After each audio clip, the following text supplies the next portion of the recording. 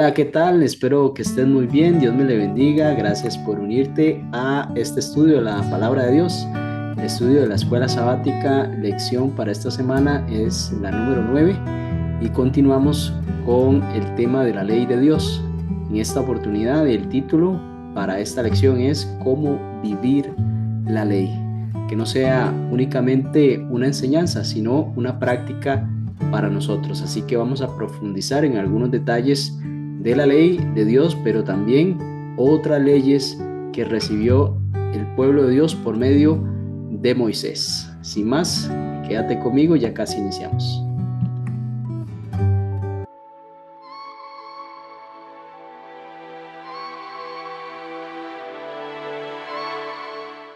Bien, el texto para memorizar de esta semana lo encontramos en Éxodo capítulo 20, versículos 22 al 23.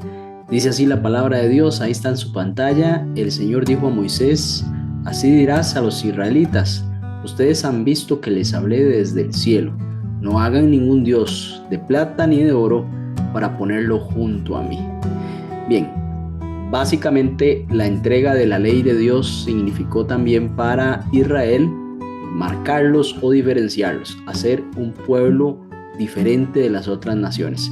Dios quería que Israel entonces se distinguiera de todas esas naciones paganas que una de las características que tenían era que adoraban muchos dioses, tenían un dios para cualquier cosa. Y bueno, Dios es un Dios celoso y aparte de eso, Dios no es una figura, no es una estatua, se diferenciaba en muchos aspectos de los otros dioses. Así que aquí vemos una diferencia importante.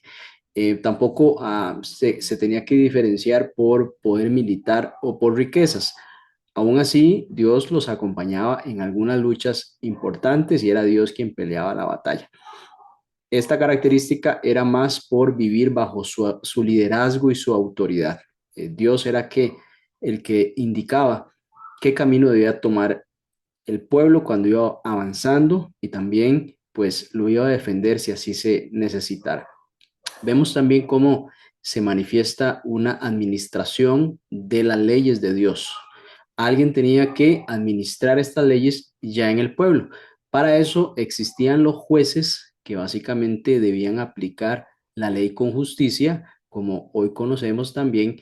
Los sacerdotes básicamente tenían un énfasis, un enfoque espiritual, entonces debían enseñarla fielmente, debían de siempre realizar las ceremonias necesarias para la expiación de los pecados del pueblo y transmitir la enseñanza de la ley al pueblo. Y muy importante aquí, la familia, los padres, las madres tenían la misión de transmitirla en el hogar. Hay varias instrucciones en el Deuteronomio también, cómo debe de enseñarse la ley de Dios constantemente, todos los días a los hijos para que también ellos puedan transmitirlo. También es importante mencionar que las leyes revelan el carácter de quien las dicta. En este caso hemos mencionado cómo Dios en su carácter perfecto manifiesta esta ley perfecta que es el mandamiento santo, justo y bueno, y pues refleja qué quiere Dios también para nosotros. Esta es mi ley. Esta representa mi intención para ustedes como mis hijos, como mi pueblo, entonces pongan en práctica estas leyes. También es muy importante mencionar que podemos dimensionar algunos aspectos negativos de cuando alguien aplica una ley de forma pues mala, de una forma equivocada. Por ejemplo, Faraón mandó a matar a los bebés hebreos. Definitivamente esto es una muestra de maldad, es decir, alguien aplicando de forma equivocada y hasta con maldad una ley. Pero en cambio podemos presentar el ejemplo positivo de algún rey que ofrece una educación gratuita a los jóvenes de forma tal que se puedan preparar y sea una nación educada. Bueno, esto puede representarse como una muestra de generosidad y también una visión del progreso. Por eso mencionamos que las leyes que se dictan reflejan el carácter de quien las dicta. En este caso, Dios establece mandamiento justo y bueno, refleja básicamente su carácter. Es importante mencionar que, bueno, la ley de Dios, entonces, al ser parte de su carácter, mostrar quién es Él, pues muestra también bondad, amor, justicia, rectitud, oposición al mal, a las injusticias. Básicamente, Dios es un Dios justo y por ende va a estar opuesto a todas esas injusticias que se cometen, especialmente entre los seres humanos.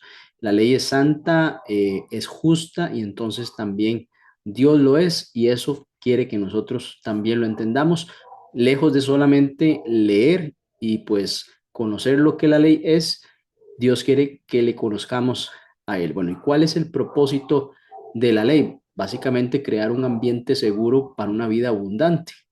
Si queremos vivir en paz los seres humanos, pues la ley de Dios es un excelente manual que si lo pusiésemos en práctica, la humanidad, pues viviríamos definitivamente en paz. Tendríamos también un acercamiento importante a Dios porque caminaríamos de forma justa, siguiendo sus mandamientos, claramente, pues recibiendo también la justicia de Cristo. Y aquí vemos cómo una ley también puede protegernos a nosotros de calamidades, de peligros, porque la ley es como un cerco protector. Si nosotros nos alejamos de ese cerco, pues algo puede suceder. Es importante también, como un propósito de la ley, fundamentar el respeto a Dios. Dios como soberano, Dios creador de todas las cosas, Dios como mi Dios, y no tengo otros dioses, le respeto y demás. Y entonces también, eh, como sabemos, la segunda parte de la ley de Dios o los últimos 6 mandamientos nos habla de un respeto al prójimo, inclusive a la vida misma. Así que para nuestro tiempo y en esta forma de introducción, antes de avanzar al día domingo, pues aquí ya podemos ir dimensionando la intención de esta lección, cómo debemos de evitar, por ejemplo, también ídolos modernos, porque de pronto no son los mismos ídolos que tenían allá, pero sí hay ídolos que pueden ocupar el primer lugar en lugar de Dios. Así que Dios sigue siempre pidiéndonos que no haya ese tipo de competencia entre otros dioses y Él siendo Dios soberano y todopoderoso. Debemos de entender que Dios pues debe ser el centro de nuestra vida. También la ley, entenderla como una protección. Si nosotros seguimos los mandamientos de Dios, no los vamos a ver como una carga, sino como un escudo que lo que busca es preservar la libertad y el bienestar.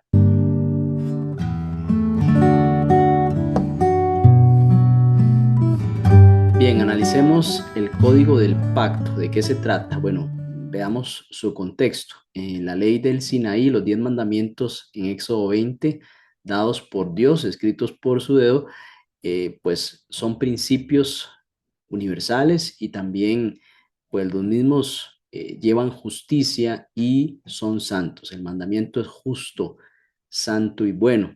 También hay una necesidad de que esa ley tenga una aplicación práctica. Así pues, vemos que el pueblo en algún momento estuvo marcado por la esclavitud y también por las costumbres paganas. No entendía plenamente estos principios a la hora de aplicarlos. Eran 10 elementos que, si podemos mencionar, son de carácter macro. ¿Cómo podemos llevar eso a la práctica en los diferentes detalles de la vida? Por eso entonces Dios terminó dando unas ordenanzas adicionales después de los 10 mandamientos. Y ahí podemos ver, por ejemplo, que esto va de Éxodo capítulo 21 al capítulo 23 y se conocen entonces como el Código del Pacto. Veamos algunos ejemplos de el Código del Pacto. Uno de ellos que llama bastante la atención, habían estatutos o leyes relacionados a la esclavitud, porque era importante manejar o establecer algunos parámetros diferenciadores con respecto a la esclavitud que practicaban los pueblos paganos. Menciona Éxodo capítulo 21, versículo 1 al 2, que la servidumbre era limitada por 6 años, es decir, la persona que debía de servir a un señor, a una familia, pues lo iba a hacer únicamente por 6 años. Eso indica que no era de por vida, como si practicaban las religiones o las costumbres paganas. Al séptimo año tenía la posibilidad de salir, cumplir ya los años que debía de estar allí en servicio y pues decidir irse a donde quisiera. Si no quería irse y encontraba ahí su familia, ya había hecho familia, quizá pues le trataban muy bien, vivía con toda su capacidad de desarrollarse, pues entonces también podía quedarse. Era una opción que tenía quien servía. También era importante mencionar que tenía el disfrute del sábado de descanso. El descanso sabático pues estaba regido para que si tenía que trabajar pues lo hiciera únicamente 6 días y podía descansar el séptimo día. También era importante mencionar que el señor o la persona para la cual el individuo o el esclavo trabajaba, pues el señor o el amo tenía compromisos de cuidar su integridad. No podía maltratarlo, tratarlo injustamente, podía presentar su caso y iba a ser escuchado. Entonces vemos muchas diferencias con respecto a la esclavitud moderna. En la Biblia, pues estas personas no eran propiedad absoluta, sino personas bajo protección legal. Se tenían que establecer acuerdos y por razones de, bueno, alguien pudo haber dicho, y yo también lo he pensado, ¿por qué no eliminar la esclavitud por completo?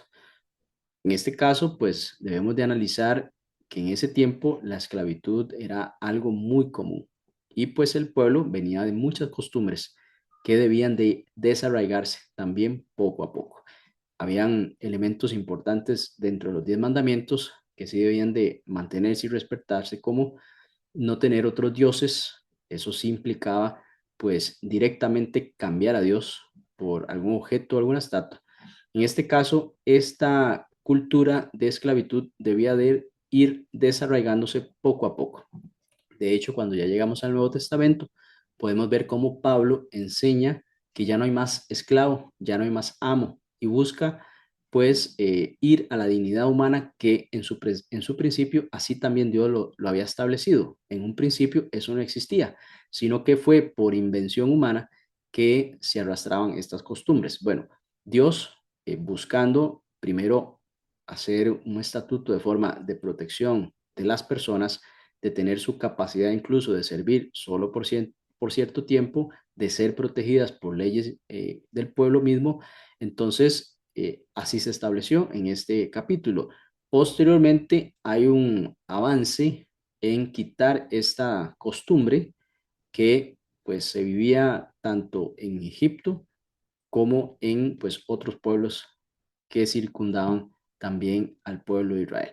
También, bueno, avanzando en otro aspecto del Código del Pacto, mencionamos aquí el homicidio y las lesiones corporales. Se diferenciaba entonces entre homicidio voluntario, castigado con la muerte, es decir, mi intención de matar, la intención de la persona de matar, e involuntario, pues no hubo ninguna intención o un dolo inmediato. Entonces, aquí también podía obtener la persona un derecho al asilo. Esa es una diferencia, pues, evidentemente, que las otras naciones no iban a tener. También vemos lesiones a otras personas que eran evaluadas con criterio de reparación y justicia. Si alguien le quitaba algo a alguien, pues debía de reponérselo doble. Si pedía prestado un animal y este moría, pues debía de reponerlo. Elementos en los cuales se buscaba reparar algún daño que había sufrido, especialmente a nivel de propiedad, pero también algunas lesiones que pudo haber recibido una persona en consecuencia de alguna situación, pues se buscaba regular eso. Entonces vemos que al final no podía ser únicamente los 10 mandamientos. Eso pues es igual que en nuestro sistema de justicia. Hay una constitución política donde se establecen diferentes principios que se deben de respetar y a partir de allí se generan, podemos decir, reglamentos, otras leyes que tienen que ir alineadas a esa constitución, porque si no, pues no tendrían una validez. Entonces se basan en ese principio. Y aquí entonces lo que se busca es establecer el equilibrio entre la justicia y la misericordia. También es importante mencionar algunos propósitos de este código, por ejemplo, detener la avalancha del mal en una sociedad marcada por la violencia, porque habían diferentes elementos y causas posibles a ser enjuiciadas. Cuando una persona actuaba, pues ya estaba escrito, y cuando está escrito, entonces es ley, y la ley debe respetarse. Nadie puede ser declarante de que no conoce la ley. Entonces, aquí ellos ya conocían cuál era el alcance de ciertas acciones y qué debían de hacer en caso de fallar a eso. También, pues, construir una sociedad ordenada con respeto mutuo. muchos de esos principios nosotros los vivimos hoy en nuestra sociedad. Mucho de lo que se estableció en el código ahí bueno, primero con los 10 mandamientos, pero también con elementos de este tipo, nosotros hoy como sociedad todavía los traemos porque han sido buenos principios que ayudan a mantener el respeto entre las personas y reflejar el carácter de Dios. Esto definitivamente para los cristianos es algo muy importante. Es básicamente un mandamiento de Dios que pues mostremos su carácter y lo hacemos por medio de principios que se derivan también de los 10 mandamientos. Vigencia para nuestros días. Bueno, aquí hablamos un poquito amplio de la esclavitud. Pueden haber algunas opiniones encontradas en este aspecto, es un tema pues difícil. Sin embargo, la esclavitud institucionalizada ya ha sido abolida por la sociedad moderna, ¿no? En la mayoría de parte del mundo ya esto no existe.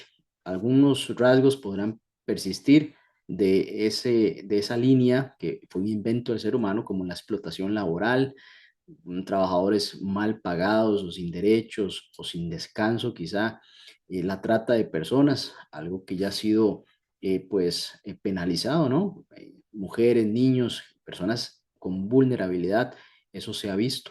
También algunas adicciones modernas, por ejemplo, personas esclavizadas por vicios, sistemas de consumo. Hemos dicho en algún momento que una persona con alguna adicción es esclava de eso. Bueno, parece que toda esta invención, definitivamente a nivel de la esclavitud del pecado, pues viene de parte de Satanás y no solo eso, sino pues quiere destruirnos por muchas de esas adicciones que tienen los seres humanos. En nuestro ámbito personal, entonces, debemos de promover la justicia, la dignidad, especialmente si somos jefes, si somos dueños de empresas, si tenemos esa capacidad de decidir por justicia y dignidad. Bueno, los jueces también de nuestra república deben de saber que la justicia está en sus manos y deben de aplicarla con equidad.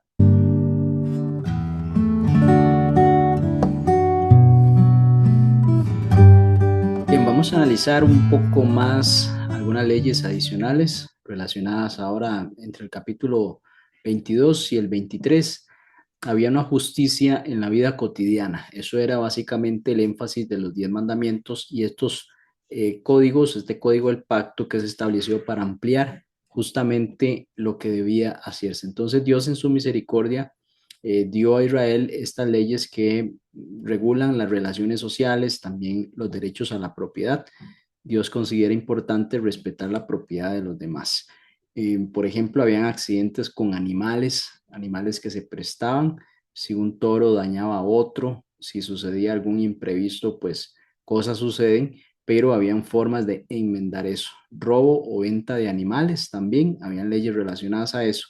Daños por pastoreo en propiedad ajena y qué responsabilidad sobre los objetos prestados tenía alguien. Si usted pedía prestado un objeto, bueno, ¿qué pasaba si ese objeto usted se le extraviaba o se le dañaba? O también si alquilaba uno de estos. Básicamente el enfoque era reponer. Si usted pedía prestado y hacía algo, pues sea con intención o no, debía de reponer eso en la misma medida o más aún.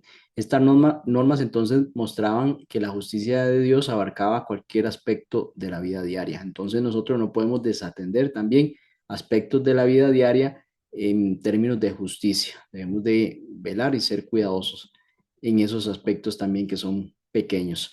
Vemos también normas de respeto y dignidad humana porque Dios protegió especialmente a los más vulnerables. Era una época en que pues el hombre lideraba su casa, así ha sido, y pues las mujeres y los jóvenes quedaban en algún momento en alguna desprotección porque fallecía el hombre de la casa y era complicado para una mujer y sus hijos, los niños que quedaban sin papá o huérfanos, pues habían leyes para protegerlos. También los extranjeros, personas que no pertenecían al pueblo de Israel, no debían de ser oprimidos porque debían de acordarse que ellos fueron esclavos también en Egipto. Entonces, eh, esa servidumbre que tuvieron ellos en Egipto fue muy pesada. Debían de recordar que ellos fueron esclavos en Egipto, entonces debían de tratar bien a las personas y no con aquellas desmedidas cargas que se les imponían por puro antojo del faraón. Se cuidaban también las viudas y los huérfanos. Dios mismo dice que se constituían su defensor en el versículo 22 al versículo 24. También nos menciona que había protección para los pobres. Los pobres podían acceder a préstamos, pero no podía ser con usura y debían de prestarse con compasión. Es decir, no se debía tampoco cobrar interés por lo prestado. Y también la deuda prescribía en cierto tiempo. Vemos aquí también una regulación del culto, porque además de la vida social, el culto debía estar en el centro de la identidad de Israel. Es decir, ¿qué de un pueblo que no adorara a Dios? ¿Ya para qué si pues habían sido sacados de la esclavitud? Entonces ahora olvidarse de Dios jamás. Era importante en los cultos, especialmente en el día sábado, porque recordaba la creación y la redención también. Vemos como el descanso sabático para la tierra también se presenta cada 7 años. Era importante sembrar, que la tierra produjera por 6 años y el séptimo se le daba un descanso. Vemos también algunas fiestas principales como la Pascua, panes sin levadura, que recordaba la liberación de Egipto, el Pentecostés, la semana de la cosecha, era gratitud por la provisión de Dios. También la fiesta de los tabernáculos o las cabañas y la recolección era en memoria de la protección que habían tenido el pueblo en el desierto. Así que el culto era la base teológica de toda la vida social y económica. Es muy importante aplicarlo en nuestras vidas. ¿Cuánto interés tenemos nosotros de alimentarnos espiritualmente de los cultos que hacemos? Adoración a Dios, ir a la iglesia, si están las posibilidades, pero buscar eso.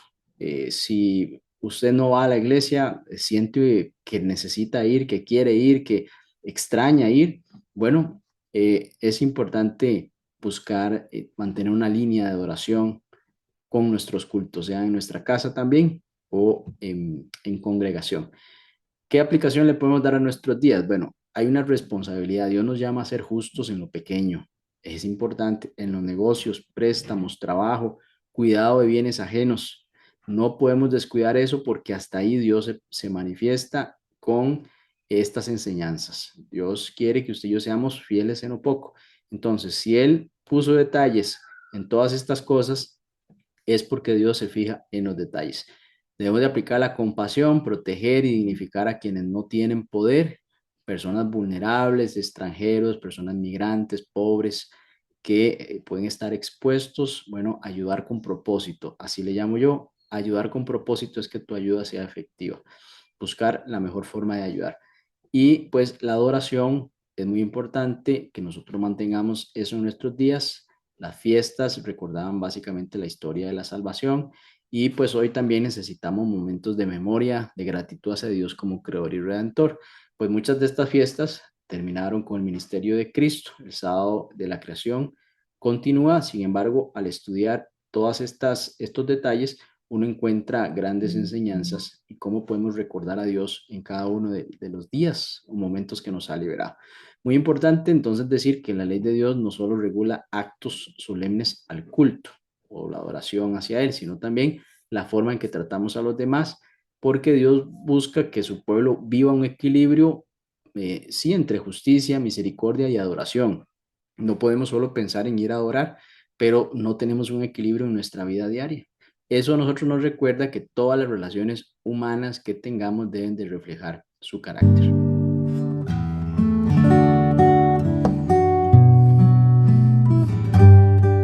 Bien, analicemos el plan de Dios para llevar a su pueblo a la tierra prometida. Este método podemos llamarlo el método divino para la conquista. Dios dejó claro que la tierra prometida sería un regalo y no simplemente el fruto de la fuerza militar, de los enfrentamientos de Israel con otros pueblos. Dios ya les había dado ejemplos de eso. Por ejemplo, cuando cruzaron el Mar Rojo, Éxodo capítulo 14, Dios luchó por su pueblo. Básicamente ellos lo único que tenían que hacer era cruzar, caminar y confiar claramente antes de que se abriera ese mar. También el ejemplo con Sennacherib, en algún momento Segunda de Reyes, ahí pues se presentó un evento extraordinario donde Dios intervino, un ejército poderoso fue derrotado sin que Israel siquiera levantara una espada. Vemos también la paciencia y gracia de Dios con Canaán, con los cananeos. Dios concedió siglos de gracia a los pueblos cananeos para arrepentirse. Era interés de Dios también que otras naciones se arrepintieran, que procedieran básicamente al arrepentimiento, se arrepintieran de sus caminos. Su paciencia pues muestra su amor, pues muestra también misericordia de carácter universal, porque Dios no solo quería salvar al pueblo de Israel, Israel era un centro para el conocimiento de Dios y así alcanzar al mundo entero. Pero también vemos que, bueno, hay un límite. Cuando la maldad llegó a su clímax, entonces llegó el juicio. Vemos como algo importante resaltar que Dios es paciente. Eso creo yo, usted y yo lo tenemos claro. Dios es paciente, pero la persistente rebeldía de los seres humanos, la rebeldía que podemos tener, endurece entonces el corazón y entonces al final trae las consecuencias. Básicamente nosotros vamos construyendo ese camino. También que los métodos de Dios aquí pudieron ser inusuales, los métodos inusuales de conquista utilizados por Dios, porque Dios le mencionó a su pueblo que iba a utilizar dos recursos inesperados. El primero era infundir temor antes de que el pueblo llegara. Eso lo vemos en Éxodo capítulo 23 y versículo 27. También Dios dice que iba a enviar avispas, este animalito tan doloroso cuando pica, y pues los iba a ahuyentar a los habitantes, algunas plagas de avispas o enjambres de avispas, mejor dicho. Iba a enviar allí para que pues los habitantes salieran, no quisieran quedarse en ese lugar y cuando ya llegaba el pueblo, entonces ya ni estaban las personas. Antes de que Israel llegara, ya esos pueblos estarían o debilitados o estarían en fuga, debilitados también emocionalmente y espiritualmente, porque sabían que se iban a enfrentar contra el Dios Todopoderoso, entonces no había mucho que hacer. Y aquí, pues, los métodos que utiliza Dios definitivamente pueden ser sorprendentes para nosotros, porque utiliza métodos milagrosos y eso nos ayuda a abrir nuestro camino, a seguir adelante. En este caso, nosotros como hijos de Dios, Dios se encarga de preparar ese camino para que nosotros avancemos. Debemos de confiar y poner, pues, nuestra voluntad también para que Dios haga su obra. Vemos también que el papel del ángel de Jehová aquí es importante. En algunos momentos el ángel de Jehová, que entendemos que es Cristo mismo, guiaba y protegía a Israel. Era una labor que tenía pues el ángel de Dios, el ángel de Jehová, que llevaba su nombre, que es Cristo, era la columna de nube de día y también sabemos que era fuego de noche. Iba acompañando al pueblo en su diferente necesidad, porque fuego de noche para que calentara el frío del desierto y una columna de nuevo de día para que les protegiera del sol que quemaba en el desierto. El pueblo entonces debía oír y obedecer la voz que Dios mandaba, decía en Éxodo capítulo 23, versículo 21, y pues por el contrario, la incredulidad y la desobediencia solo complicarían la conquista. Estaba estrechamente ligado el hecho de que el pueblo confiara y no desobedeciera, porque si no, entonces se iba a poner cuesta arriba por propia desconfianza del pueblo. Vemos como Cristo aquí es el verdadero conductor de su pueblo, su guía en cada etapa del camino. Esto es impresionante porque Cristo, Dios no cambia y hoy es igual con su iglesia. Dios nos enseña a confiar en su poder, no en nuestras fuerzas. Eso es algo que la palabra siempre resalta. La paciencia de Dios nos recuerda que hoy todavía hay gracia, hay oportunidad para arrepentirse. Todavía tenemos esa oportunidad. Pidámosle al Espíritu de Dios que nos convenza de pecado, de justicia y de juicio para acceder a los caminos de Dios. También el juicio llegará a quienes persistan en rechazar su voz. Es decir, la persona que resista esa acción redentora del cielo, entonces, pues lamentablemente deberá enfrentar juicio. El mismo Cristo que guió a Israel, hoy también sigue siendo nuestra guía, nuestro protector, el mismo que cuidó a su pueblo ahí en medio de todo ese desierto y todas esas situaciones adversas, es el mismo que nos cuida hoy usted y a mí.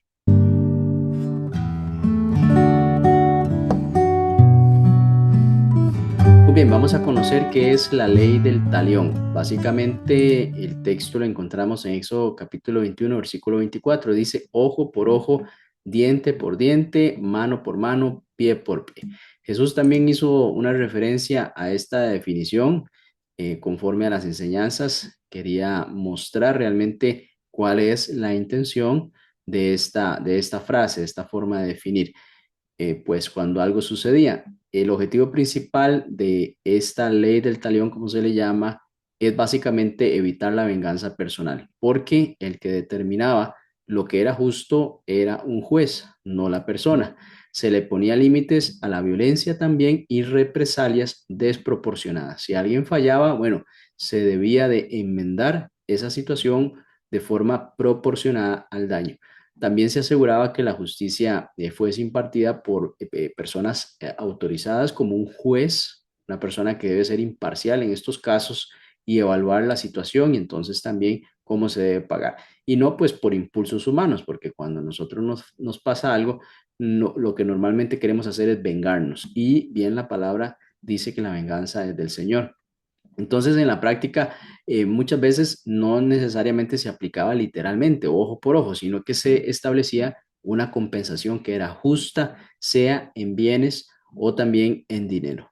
Sabemos que era una ley entonces que buscaba el equilibrio y la contención para no desatar una guerra por tal vez algo pequeño, dado que el ser humano busca vengarse y puede ser desproporcionado y después otra cosa llevaba a la otra y se podía incrementar la situación de forma innecesaria. Entonces buscaba no fomentar la venganza entre los hijos de Israel, entre el pueblo de Dios. Y cuando Jesús toma esta enseñanza, corrige las interpretaciones distorsionadas. Una de las cosas que vino a hacer Cristo es mostrar el verdadero sentido de la palabra, porque la letra debe traer siempre un principio. ¿Cuál es el principio de la letra? Porque la letra puede ser algo seco, por ejemplo, no matarás. Bueno, Cristo vino a ampliar ese concepto. Ustedes escucharon, no se debe matar, pero yo te digo, si odias a tu hermano, estás ya infringiendo el mandamiento. ¿Cuál era el principio? Bueno, el principio era detestar, aborrecer al prójimo. Entonces, igual de esta forma, Cristo vino a darle una explicación. En tiempos de Jesús, entonces vemos cómo los rabinos habían convertido básicamente, bueno, un montón de cargas que ya sabemos, inclusive el descanso en el día sábado, habían convertido esta ley específicamente en un permiso para la represalia personal. Es decir, habían quitado de por sí los jueces y solo quedaban ellos dando algunas directrices de índole moral al parecer, pero lo que permitía era que las personas pues tomaran venganza, básicamente era lo que se quiso evitar en un inicio. Jesús restaura entonces esta intención original. Y también en Mateo capítulo 5 versículo 39 dice, pero yo os digo, no resistan al que es malo, antes a cualquiera que te hiera en la mejilla derecha, vuélvele también la otra mejilla. Y aquí entonces Jesús presenta la gracia y el amor como caminos superiores a la violencia. En lugar de responder con violencia, busca con reconciliación y paz, básicamente sin revancha, más bien enseñándole a la otra persona cómo debe de comportarse. Esto es difícil porque nosotros podemos responder con la misma violencia o inclusive incrementarla. Así que con estas palabras Cristo nos llama a nosotros a romper, sí, podemos decirlo así, un ciclo de violencia y vivir bajo el espíritu de la misericordia, porque piense usted, si uno responde con violencia, la otra persona también y se vuelve en una escalada insostenible y muchas personas hoy están pues sufriendo consecuencias de no haber controlado una respuesta que sí, de pronto no era la mejor, la primera acción, pero la respuesta llegó a empeorar mejor las cosas, o peor las cosas, mejor dicho.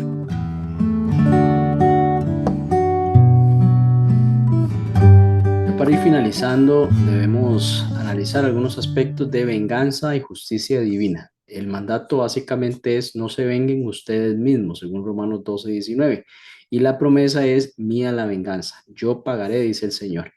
Y dice yo pagaré, es decir, está pues afirmando lo que va a hacer y el Señor no es hombre para que mienta. Así que debemos de entender eso como una realidad que de pronto pues no la vemos nosotros inmediata, pero que va a suceder es una realidad. Entonces aquí vemos cómo ambos están conectados. Esta promesa y este mandato están en el mismo texto. Nuestra tarea no es hacer justicia, por nuestras manos, debemos entonces confiar en que Dios juzgará con justicia perfecta y también en su tiempo. Es muy importante analizar el papel de los jueces en Israel. Aplica también esto en nuestros días. En el Israel antiguo, los jueces investigaban los casos y dictaban un castigo justo. Ellos definitivamente eran iluminados también de parte de Dios. La justicia aquí era objetiva y no podía depender de impulsos personales. Por eso siempre es importante buscar consejo, también ayuda y mediación. En tiempos de Jesús, los maestros de la ley habían torcido este principio y lo usaban como una excusa de represalia personal, lo que iba en contra de la intención divina. Es decir, se había torcido muchas enseñanzas del Antiguo Testamento. Vemos cómo la visión de Jesús sobre el castigo y la recompensa en Mateo capítulo 6, versículos 4 y 6, Dios ve en secreto y también recompensará en público. Dios ve en lo secreto y recompensará. Mateo capítulo 16, versículo 27, Jesús vendrá con sus ángeles y dice que dará a cada uno según sus obras. Lucas 6, 23 dice, el galardón de los justos será grande en el cielo. En 2 Timoteo 4:8 dice, Pablo espera la corona de justicia que el Señor dará en su día. Entonces Jesús no niega el principio de recompensa también y de castigo, pero lo ubica en el lugar correcto. Solo Dios es el juez verdadero. Vemos también la verdadera perfección según Jesús. Mateo 5:48 dice, sed perfectos como vuestro Padre Celestial es perfecto. Esto no significa una impecabilidad absoluta de nosotros en este tiempo, sino buscar reflejar el carácter de Dios. Amar a los enemigos, así es, orar por los que persiguen también y perdonar y ser misericordiosos según Lucas capítulo 6 versículo 36. Esta perfección cristiana se manifiesta en el amor desinteresado y también en el perdón y no en la venganza. Así que la ley que Dios entregó en el Sinaí fue una revelación de su carácter, santo, justo y lleno de amor. A través del decálogo y del código del pacto, el Señor enseñó a su pueblo cómo vivir en justicia y misericordia, protegiendo al débil y regulando la vida diaria con equidad. Sin embargo, Israel debía recordar que la verdadera victoria no estaba en su fuerza, sino en la confianza en el Dios que luchaba por ellos. Jesús en el Sermón del Monte devolvió a la ley su sentido original. Mostró que la justicia divina no busca venganza ni represalia, sino reconciliación, paz y amor, incluso hacia los enemigos. Enseñó que la perfección consiste en reflejar el carácter del Padre, siendo misericordiosos y perdonadores. Para nosotros hoy la lección es clara. Estamos llamados a vivir en la gracia de Dios que transforma nuestro corazón y nos conduce a obedecer sus principios. No nos corresponde tomar la justicia en nuestras manos, pues la venganza pertenece al Señor. Nuestra misión es reflejar a Cristo en un mundo herido, confiando en que su justicia final será perfecta y que su amor es más fuerte que todo mal. Muchas gracias, Señor, porque nos has permitido entender mejor tu palabra. Nos llamas a no buscar venganza si sufrimos injusticia. Por el contrario, actuar como actuó Cristo Jesús en medio de tantas situaciones difíciles, con mansedumbre, con dominio propio, respondiendo con amor, siendo misericordioso, Padre. Ayúdanos también a perdonar a las personas que nos ofenden y a pedir perdón a quien hemos ofendido, Padre. Entendemos que la venganza te pertenece, así que en tus tiempos perfectos, Señor, depositamos nuestra vida. En el nombre de Jesús, amén. Bien, gracias por acompañarme. Nos vemos la próxima semana, si el Señor así lo permite. Hasta pronto.